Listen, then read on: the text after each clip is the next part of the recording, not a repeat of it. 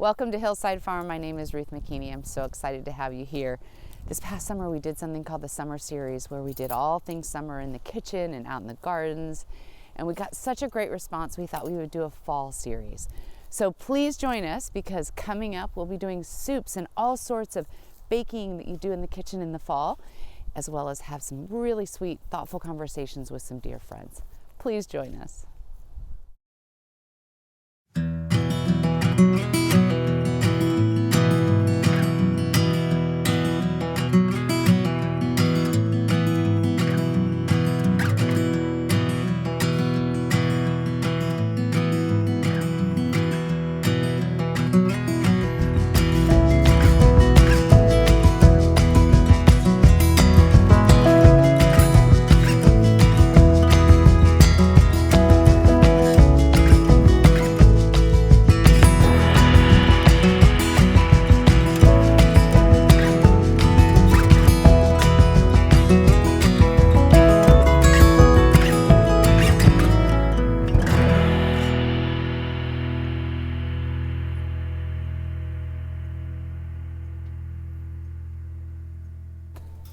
Welcome to Hillside Farm. My name is Ruth McKinney, and today in our fall series we are going to be making apple crisp, which is one of my very favorite desserts. And I'm excited because Audrey's home for fall break from college and her roommate Francesca. So they are here doing what I don't like to do, and that is peel 5 pounds of apples. So as they peel, I'm going to go get my friend Heather, who's actually going to help me make the crisp. We'll see you in a second.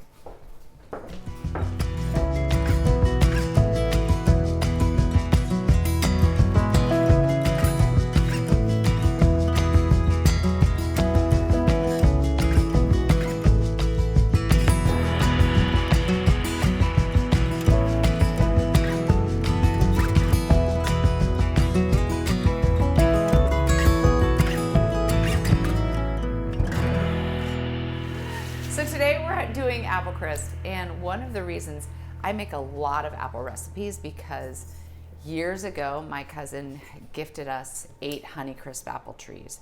So every fall we usually have a bounty. I mean, we can't eat enough apples, so we kind of do every single thing apple that we can in the fall. So today we're going to do the apple crisp, which I think your family loves. We love it. Yeah, it's my son Ryder's favorite fall treat, and it's his birthday coming up, and so I always usually make one of these for his birthday. All right, well, I had Audrey and her roommate peel these. Did you know that peelers are for right-handed people? I did a video making an apple pie, and apparently I was taking so long and peeling the apples that I was getting teased a lot by people on the thing saying, how long does it take you to peel an apple? And then one woman very generously and kindly said, are you left-handed? You're using the wrong paring.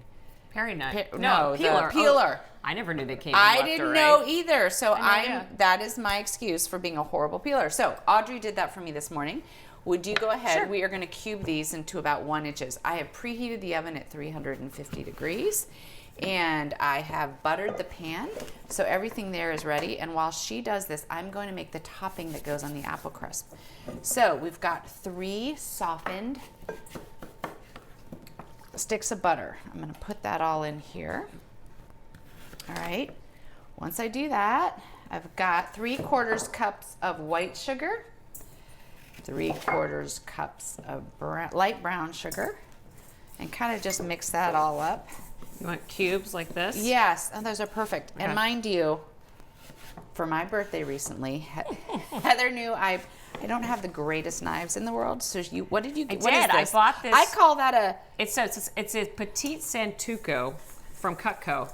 And I have one. My son actually was one of those Cutco salesmen. Okay, my brother was like 25 years ago. And for our wedding, people gave us Cutco knives, and we still use them. They're fabulous. And you can send them back in, they'll sharpen them for free. It's great. Really? Yeah. Oh, so she bought that for my birthday because she thought I needed a little help. Well, I like that it's a knife. little bit smaller than a chef's knife. Yeah. I use mine almost every day. All right, so to this mixture, I'm going to add, let's see, I have a 1/2 teaspoon, I think it is. Yes, 1/2 teaspoon of kosher salt. Keep mixing that up. The topping I love because it's kind of a mixture of like a shortbread as well as oatmeal. All right, to this, we're going to add 2.5 cups of flour. Mix this up. Oh! Just a little extra. That's just a little extra. You know, that's what the table's for. And then to this, we are going to add 1 cup of rolled old-fashioned oats. Now, would you do me a favor? I have too many rings on, and I didn't take them off. And my hands are a little swollen, so they're not going to come off. Okay. Would you, like, crumble them up with your hands? Sure. And I'll swap you jobs. All right. So you want me just to crush them? Yeah, just kind of like, mix the whole thing. Thank you so much. Yep. What are your favorite things to make with apples? Well, apple crisp for sure. I mean, it's applesauce. Like, you know, we usually do applesauce like around Christmas time. And you wait till Christmas. Well, my mom always did a special applesauce that she would do to go along with a meal that she always makes for Christmas Eve. And she does a savory, it's a venison pie, actually. And she makes applesauce that goes alongside of it. It's actually delicious. Now, wait, were you cutting the core? Well, yeah, you take the core out. They're all right to the left. Look, I took all the cores out. Oh, thank you. Yeah. I'm like, where are the cores? Yeah. Okay. So we do apple pie, apple bread, apple cake, apple sauce, and then the apple crisp. Well, but I think apple crisp is one of my favorites. But I put cut apples on a cheese board all the time in the fall. Yeah. Everybody loves that. Yeah. And I think my son takes an apple every single day to school. Yeah. What are your favorite apples? And for this, we are using Granny Smith. Yeah, Granny Smith are the best. Because Granny Smith don't bake down to mush. Yeah. They're firmer and they're tartar. And I like kind of a more tart. Yeah. So, you know, usually, I mean, Honeycrisp are great. For eating. Everybody loves Honeycrisp these days. I mean, a good old Macintosh in the lunchbox is a nice size too, so that's not terrible.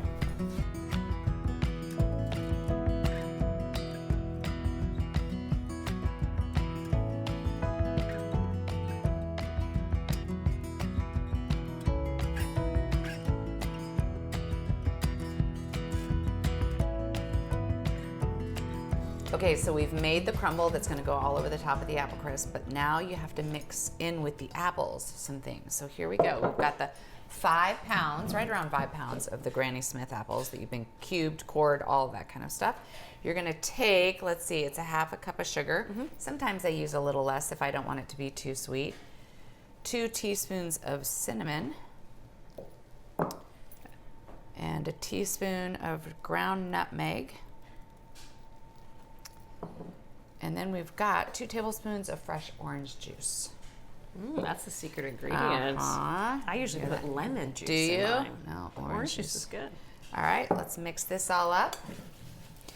We have it can be 9 by 13, just depends on how deep you want.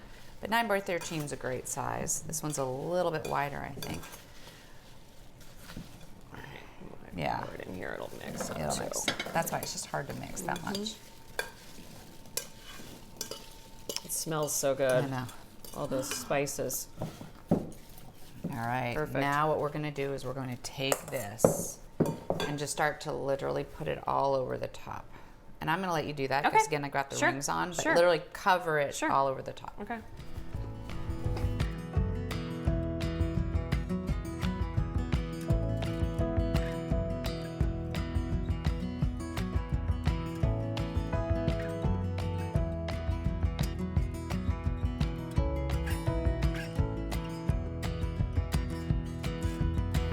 I mean, this is like I'm telling you, it's the cross between shortbread and oatmeal.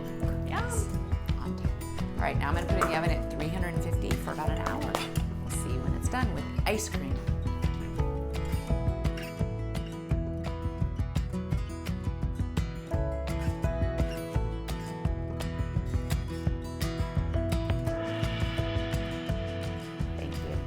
So it's going to take an hour to cook. So as soon as it's done, I might sneak a bowl with ice cream on it, but then I'm going to bring the rest over for an early birthday for Ryder. He'll love it. Thank you. You're welcome. Thank you. I love you too.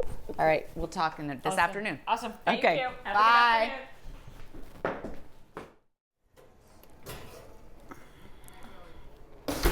If you want to feast for all your senses, your smell, your taste, everything, you make a hot apple crisp on a cold day. So here we go. I'm going to spoon some out right now. And remember, don't overdo it. You don't want the apples turning into applesauce underneath. So kind of check that. You want them tender, but not hard. And then vanilla ice cream.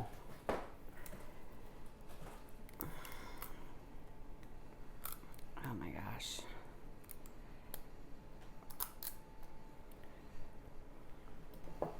And there you have it. Apple crisp with vanilla icing. I mean, with vanilla ice cream. Doesn't get better than this. Thank you for joining us. We'll see you the next time. Have a great day.